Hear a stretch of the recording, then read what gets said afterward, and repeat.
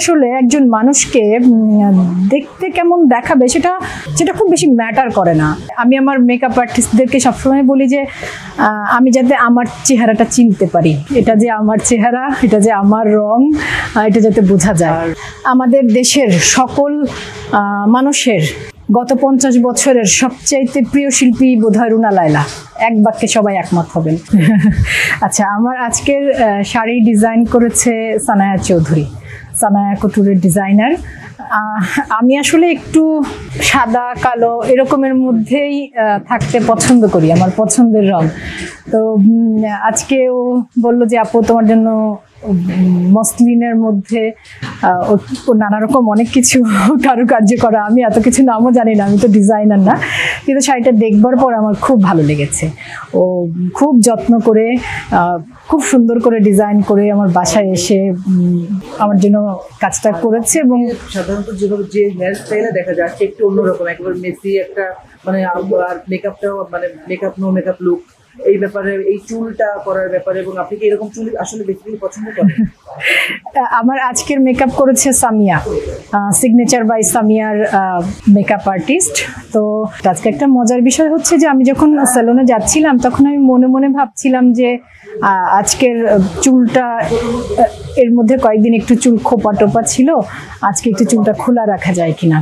তো সেলুনে যাবার পর সামি আমাকে বললো আপু আজকে তোমার চুলটা আমি এই করতে চাই, মানে যা আমি ভেবে গিয়েছি ঠিক সেটাই বলছে, আজকে আমি এটাই করবো। বলছি যে হ্যাঁ এই। আর মেকআপের ব্যাপার হচ্ছে আমি আমার মেকআপ আর্টিস্টদেরকে সবসময় বলি যে আমি যাতে আমার চেহারাটা চিনতে পারি, এটা যে আমার চেহারা, এটা যে আমার রং, এটা যাতে বোঝা যায়।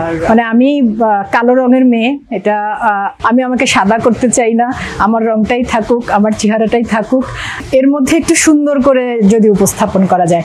আর আমি তো জানতে চাই যে আপনি নিজে একদম ফ্যাশনেবল মানুষ, কিন্তু আমরা তো আসলে ইন্সপায়ার্ড হই, তো আমরা সেক্ষেত্রে হলিউড বলিউডের কথা বলে ফেলি। তো আপনার হলিউড বলিউডের ফ্যাশন সেন্স কোন কোন তারকার ভালো লাগে একটু সত্যি শুনতে চাই আজকে। মনিকা বেল্লুচি আমার খুব পছন্দের অভিনেত্রী এবং তার ফ্যাশন সেন্স আমার দারুণ লাগে। জুলিয়া রবার্টস দারুণ। আর মানে আরও যদি পেছনে যাই তাহলে তো সর্বকালের সর্বশ্রেষ্ঠ মেইলিন মনরো, অড্রে হেপবার্ন, তারা মানে অড্রে হেপবার্নকে আমার হ্যাঁ মেরিল স্ট্রিপ, তারা আছেন। হলিউডে ইদানিংকালের মধ্যে আমি জেনিফার লরেন্সকে খুব পছন্দ করি, আমার খুব পছন্দের অভিনেত্রী এবং ওর সাজ পোশাক আমার দারুণ লাগে দেখতে। বলিউডে শর্মিলা ঠাকুর আমার খুব পছন্দের অভিনেত্রী, মানে তার স্টাইল আমি পছন্দ করি। অভিনেত্রী তো বটেই, আমি আসলে এখন স্টাইলকে বেস করেই বলছি যে যাদের সাজসজ্জা আমার পছন্দ তাদের কথা বলছি। শর্মিলা ঠাকুর আমার ভীষণ পছন্দের, নীনা গুপ্তা আমার ভীষণ পছন্দের, আর প্রিয়াঙ্কা চোপড়া, কারিনা কাপুর। সম্প্রতি এখন যারা খুব ব্যস্ত তাদের মধ্যে আলিয়ার সাজ পোশাক আমি খুব পছন্দ করি, আলিয়া ভাট, বাংলাদেশ শম্পা আপা, শম্পা রেজা, জয়া আপা, ববিতা আপা, সৌমি আপু।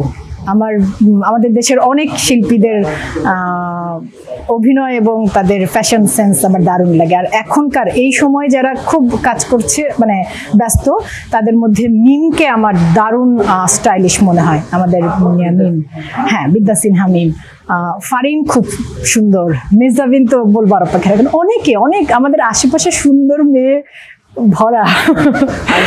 লাস্ট সেকেন্ড কোয়েশ্চেন, যে রিসেন্টলি দেখা এমন কোন সিনেমা বা নেটফ্লিক্সের বা সিরিজ একদম ব্লোর হয়ে গেছেন আপনি দেখে, মনে হচ্ছে যে কি দেখলাম, কি দারুণ? নেটফ্লিক্সে এর মধ্যে একটা ছবি দেখেছি যেটি প্রথম বিশ্বযুদ্ধের উপর নির্মিত, প্রথম বিশ্বযুদ্ধকে কেন্দ্র করে, all quiet in the west front. বেশ একেবারে মেরেছিলাম ছবিটি দেখবার পর। মনে হয়েছিল বৃথাই এত প্রাণ ক্ষয়, বৃথাই এত রক্তক্ষয়, বৃথাই। আর এমন কোনো ছবি দেখে মনে হচ্ছে এই ক্যারেক্টারটাতে আমি করতে পারতাম, মানে ওরা করেছে ভালো বাট আমিও করতে চাইতাম বা করতে পারতাম, এরকম কোনো ক্যারেক্টার দেশের বাইরে? সেরকম অনেক আছে রে, এরকম দেখা না, এটা বলতে গেলে এত লম্বা তালিকা হবে যে সেটা, যেমন আমার মনিকা বেল্লুচির ম্যালেন আমার খুব পছন্দের ছবি, যতবার দেখি আমার মনে হয় যে ইস আমি যদি এই চরিত্রটা করতে পারতাম। পথের পাঁচালীর সর্বজয়া খুব পছন্দের চরিত্র, করুণা ব্যানার্জি যেটা করেছেন। মেঘে ঢাকা তারার মিতা আমার খুব পছন্দের চরিত্র। এরকম অনেক চরিত্র আছে আমাদের দেশের। সূর্য দীঘল বাড়ি আমার খুব পছন্দের সিনেমা। তার মধ্যে সূর্য দীঘল বাড়িতে ডলি আনোয়ার যে চরিত্রটি করেছেন সেটি আমার খুব পছন্দের চরিত্র। এরকম অনেক অনেক কাজ আছে। দেবী আমার খুব পছন্দের সিনেমা। জয়া আপা দেবীতে যে চরিত্র করেছেন, বা রেহানা মারিয়াম নূর, আমাদের বাঁধন, অনেক চরিত্র আছে। আগে প্রথমে যদি জিজ্ঞেস করতে এখন তারকার ব্র্যান্ড ইমেজ কতটা জরুরি, তারপর হলো সেটা আসলে ইফেক্ট করে কিনা অভিনয় প্রতিভায়। আমার কাছে একদমই মনে হয় না। মানে যেমন আমি আমাদের দেশের সকল মানুষের গত 50 বছরের সবচাইতে প্রিয় শিল্পী বোধহয় রুনা লায়লা, এক বাক্যে সবাই একমত হবেন।